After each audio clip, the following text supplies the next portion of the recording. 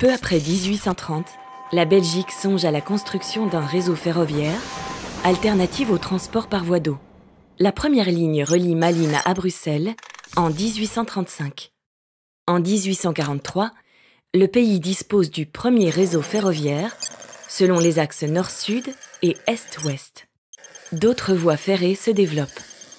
Le tramway se généralise en Belgique et à l'étranger, notamment grâce à Édouard Hotelet, le père de Paul Hotelet.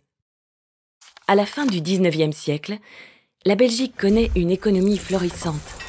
Mais la main-d'œuvre est exploitée et n'a ni droit de vote, ni existence politique. Cette réalité suscite de multiples réflexions, concentrées autour des sciences sociales et de la sociologie. Ernest Solvay est une figure incontournable de ce mouvement. Le Mundaneum naît à Bruxelles en septembre 1895 sous le nom d'Institut international de bibliographie, IIB.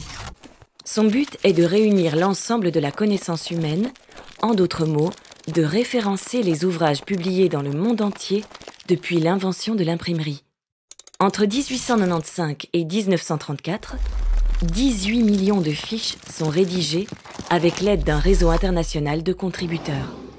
Elles sont classées dans un mobilier comprenant 15 000 tiroirs. Les expositions universelles, véritables vitrines du progrès technique, fascinent depuis leur naissance sur le sol britannique en 1851. Hotelet et La Fontaine y voient un moyen de diffuser leurs travaux au niveau international. Une médaille d'or les récompensera d'ailleurs lors de l'Exposition universelle de Paris en 1900. L'Exposition universelle de Bruxelles en 1910 donnera quant à elle naissance au Musée international.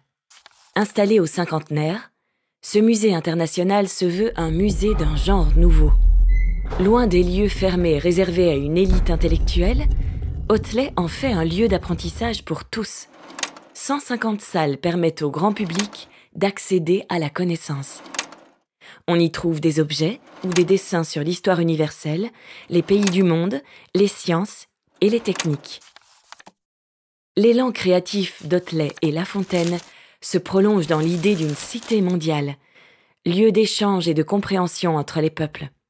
Construire cette cité idéale, c'est, selon Hotelet, mettre des pierres autour des idées.